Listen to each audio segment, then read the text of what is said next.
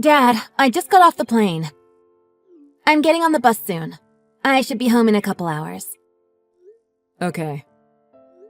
Karina, are you doing okay? I mean, I know this whole situation isn't okay, but...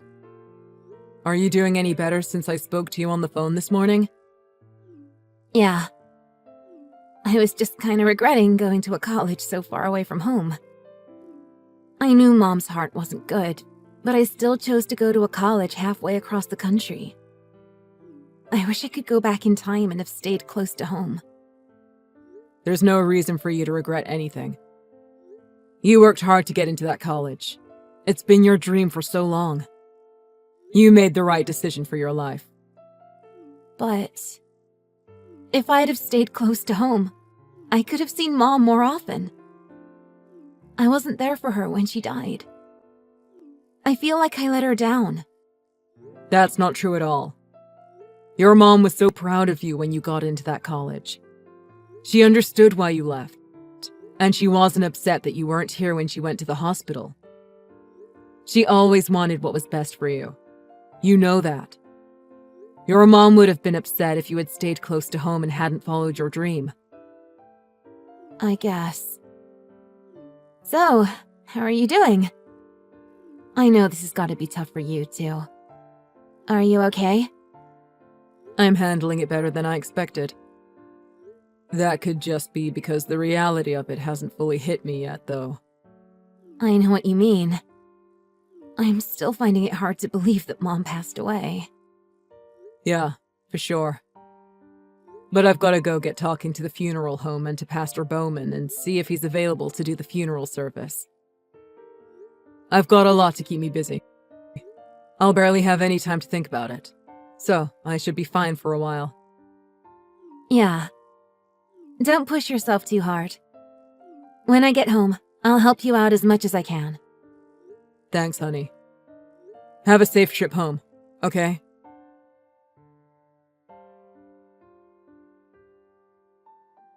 Pastor Bowman, thanks for getting back to me.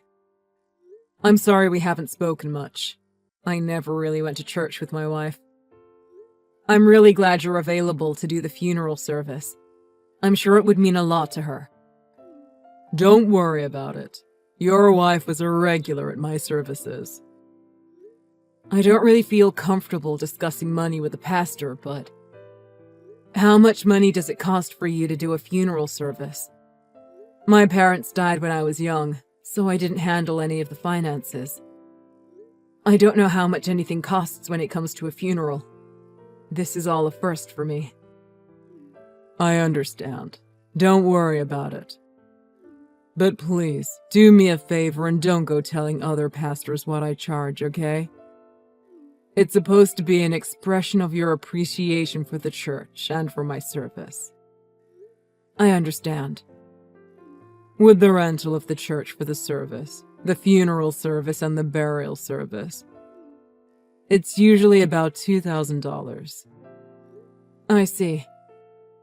Funerals aren't cheap, are they? Your wife was a regular at my church, so I'm definitely taking that into account.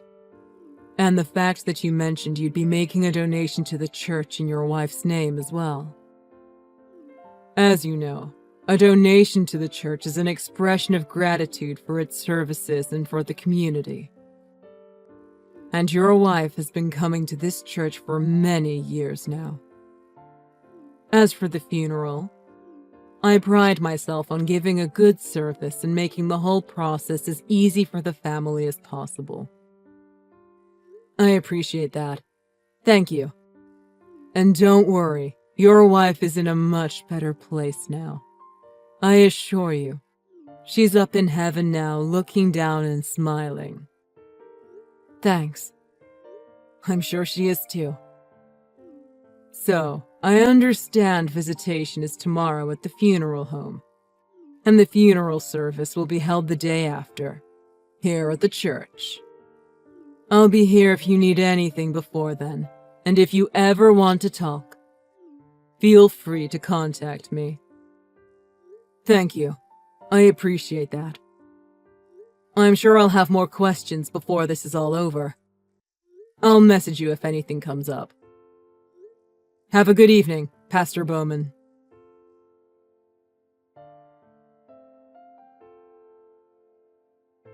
Karina, where are you? I want you home right now. No way! You ruined your mom's funeral. What were you thinking? I want you to apologize to Pastor Bowman right now. I'm never doing that. I hope that idiot goes to hell. How could you say something like that? Your mom's been going to his church for years, and he was nice enough to agree to do her funeral service. Do you have any idea what you did today? I don't care. That idiot was laughing at Mom. Huh? He said he was glad she finally croaked. What are you talking about? Why would he say something like that? Dad, how much money were you planning on giving him? For the service? For everything. That's not really any of your concern. Dad, it's important. Before the service started, I heard him talking on the phone with someone.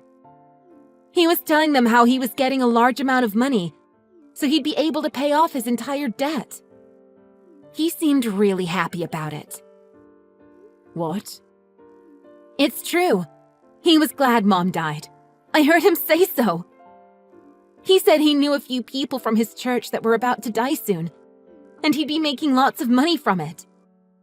I didn't want anyone like that leading the funeral service for my mom. He really said stuff like that? Your mom's been going to his church for so many years. Are you sure you're not mistaken? He's a pastor, after all. He wouldn't want people to die? It doesn't matter how long he's known Mom. It seems he's just that kind of person. Do you think I'd do something like that at anyone's funeral if I didn't have a good reason? So that's why you were yelling at him and saying all those terrible things to him. I'm sorry. I had no idea what had happened, and I got mad at you. It's okay. I tried to hold my tongue until the funeral was over. But it just disgusted me so much how he seemed so happy that my mom had died, and that he was going to be getting so much extra money because of it. And then when he started saying all those nice things about Mom during the service, and pretending like he'd really miss her, I knew he was lying through his teeth, and I couldn't control myself anymore. I understand. I'll have a talk with Pastor Bowman. Okay. I'm sorry. I guess I probably made him pretty angry too, huh? Well, yeah. He stormed out the back of the church just a few seconds after you stormed out of the front. He never stayed to finish the service. I had no idea. I'm really sorry, Dad. Don't worry about it. After hearing your side of the story, I don't think I would have wanted him to continue if he really felt that way about your mom's death. Just come back home, Karina. Your aunts and uncles are really worried about you. Okay. Tell everyone I'm really sorry for ruining the funeral. Like I said, don't worry about it. I know your mom will forgive you too. But from now on, please talk with me about things before you jump into action. Sorry. I was just so filled with emotions. And I knew the funeral was tough for you already. I wanted to tell you what Pastor Bowman had said, but I just couldn't bring myself to do it. I thought I could hold it in until the service was over, but... I know exactly what you mean, honey. You didn't want anyone like that standing up there talking about your mom. Yeah. Well, all our relatives are here. So maybe I'll talk with them about this and see where we should go from here. Just come back home, as quick as you can, okay? Your whole family's here. There's no reason you should be alone now.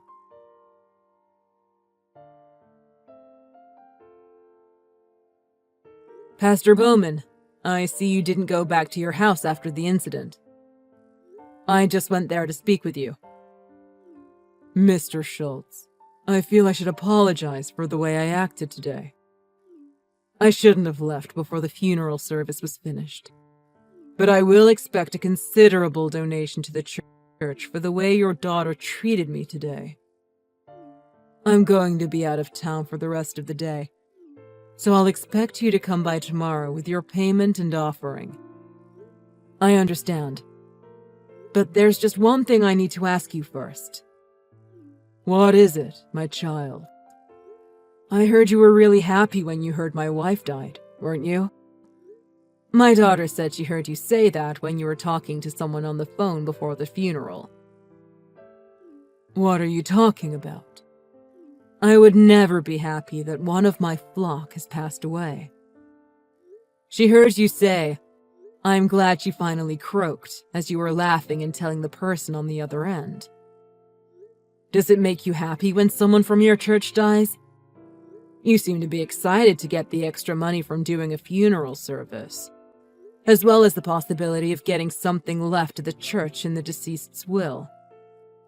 Are you going to believe something like that just because your daughter said it? Yeah, I am. My daughter would never lie to me, especially not about anything like this. She has nothing to gain from it. My wife has been going to your church for a long time now, but you can bet that you'll never see anyone else from my family there ever again.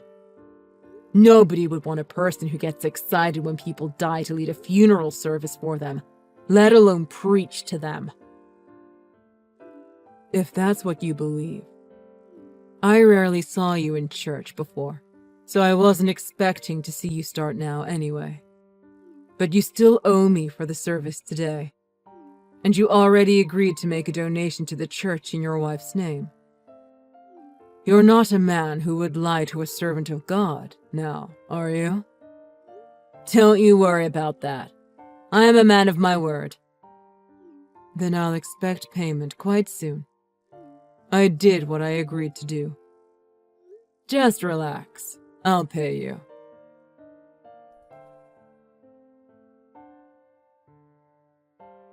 Mr. Schultz, what's the meaning of this? This isn't the correct amount of money. I told you the service would be $2,000, but you only paid me $200. What's the issue? You didn't complete the job. You left in the middle of it. I think what I paid you is more than fair. No, this is ridiculous. I told you exactly how much it would cost you. You agreed to it. Yeah, I agreed to a particular price for the funeral service. But we never got a funeral service. And what about the donation to the church in your wife's name? You must have misunderstood. That was included in the $200 I gave you. I paid $100 for the 15 minutes of funeral service you did, which is quite respectable for 15 minutes of work. And I said I'd make a considerable donation to the church in my wife's name. She usually put $10 in the church offering every week. I donated 10 times what she usually gives you. 10 times your regular pay is quite considerable, don't you think? I doubt she would want me to donate even that much, seeing as you were so glad she died. Look, considering you just lost your wife, I'm going to be nice when I tell you this. I agreed to do that funeral service for you. I canceled my plans that day for you. You have done nothing for me or this church the entire time I've known you. You should be honored that I even agreed to do your wife's service in the first place. It's a real shame that someone like you gets put in charge of a church in the first place. I know families who have been going to that church for generations, and now someone like you comes in and takes over. I don't care if you like me or not. You don't even go to church. You should care, because I've talked to the people in the neighborhood about you, and they've told me a lot of things. You don't do a damn thing at the church other than your Sunday service. And even then, rumors are going around that it isn't uncommon for you to show up to them hungover. I hear you've even got a part-time job outside of town to try to bring in more money for yourself. Maybe if you put more effort into your sermons and more time into the church and its members, You might get more people coming to church and more people donating. Why do you care? It's not like you've ever come. You've got no right to tell me how to run my church. I guess you're right. I really don't care what happens to you from here on out. But I'll never forgive you for disrespecting my wife and her death. I don't need your forgiveness. But you'd better pay me what you owe me. How do you figure I owe you anything else? Huh? I paid you $100 for 15 minutes of work. And there's no law stating how much a donation to the church has to be. You ruined my wife's funeral completely. So I'm not sure you'd even win in court if you wanted to take it that far. I really don't think you have any right to charge me for anything else. You can't do this to me. You said you were going to give a large donation to the church. I was counting on that money. Pay me what you owe me. I think you need to go back and study how a real pastor is supposed to act. Who exactly ordained you in the first place? You can't force someone to give you a bigger donation just because you don't like the amount. How is a church supposed to survive without donations? How am I supposed to do my service without more donations? I'm guessing caring more about your followers and not showing up to church hungover might help. But then again, I don't know a whole lot about church or religion. But I do know that most of the people in your congregation are quite old. You don't seem to be attracting anyone new, and your congregation is dying off. How many times do I have to tell you? That's why things are so tough for the church right now. The people in this town are just like you. Nobody cares about the church or wants to help. Church is just another part of the service industry.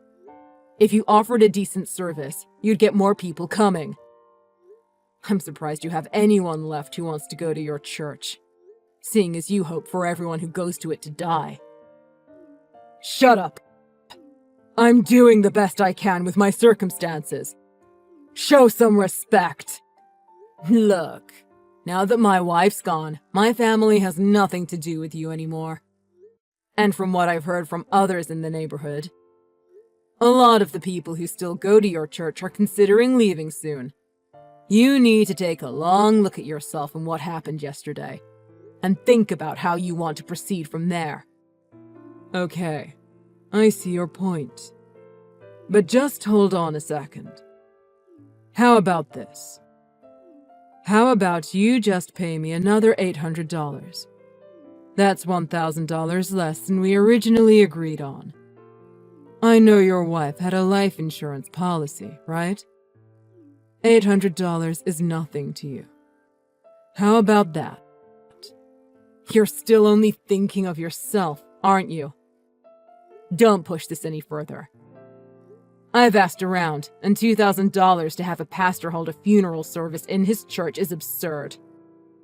I don't care what you've gotten yourself into. It's not my responsibility to pay off your debts. I don't want anything to do with you ever again. Look, I wasn't happy that your wife died. I'd have been happy with anyone dying. It was nothing personal. I just needed the extra money doing a funeral service would give me. Then maybe you shouldn't have been talking about money on your cell phone with the family of the deceased so close by. All of this is because you don't care about anyone else other than yourself. You think just because I'm a pastor, I don't worry about money? Money is the only thing I can think about. Saying something like that is an insult to all other pastors, don't you think? Not everyone thinks about money the same way as you. I thought pastors are supposed to study the Bible and actually try to follow its teachings. Doesn't that mean not going out drinking and gambling away what money you do have? What are you saying? I've heard all about your debts and how you spend your money. The church treasurer told me all about what you do with the church's money. You go out to restaurants and bars all the time, drinking and gambling all the church's money away. That's why you had to get a part-time job, and why you're in so much debt. And why you think you can charge $2,000 for a 30-minute funeral service that you leave in the middle of. What I do with my private life and my wage is none of your business. And if you didn't like the price I quoted you, you didn't have to agree to it. I suppose that's true.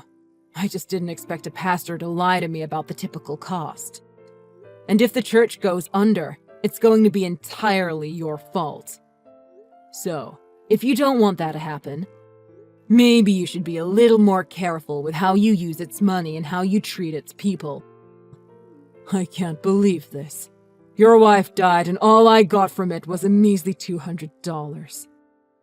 I had no idea you were so cheap. I'm not cheap. We're going to have a proper funeral for my wife. But this time, we're getting a funeral home to do it. I'm repaying for everything. I don't care how much it costs.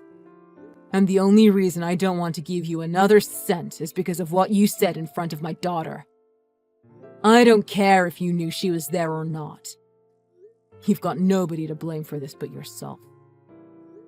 Like you said, a donation is an expression of gratitude, right?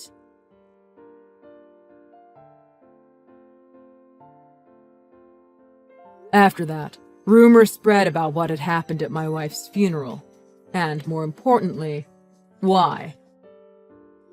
Because of that, a lot of the people who had been on the fence about not going to Pastor Bowman's church anymore finally did quit. The church had been in debt for quite a while, and now there was no way to recover from it. There was no choice for it but to close down. I hear the church is trying to get a new pastor to come in from another area to take it over and try to rebuild its following. I really don't know what's going to happen to Pastor Bowman and all the debt he had built up. But I know that he left town pretty quickly after the church closed, and nobody has heard from him since. I understand that pastors are people too, and that they have private lives and aren't required to live in poverty or anything. But they should at least have the decency to not make light of the dead, especially not in front of the deceased's family. That's clearly not what happened this time, though. Pastor Bowman wasn't taking his duties as a pastor seriously enough, and he didn't seem to care about other people's feelings. And for us, we had my wife's funeral redone at a funeral home. It was tough on our family and friends, getting everyone back together again for such a sad occasion. My daughter did the eulogy this time, and she apologized to her mom about what had happened before.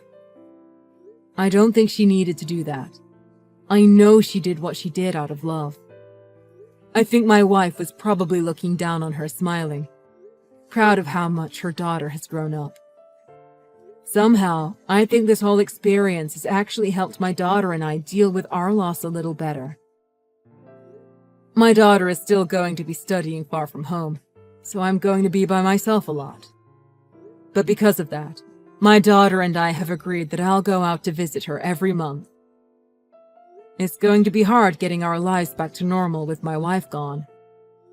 But I have a feeling that she's going to be looking out for us from now on, and that things will be just fine.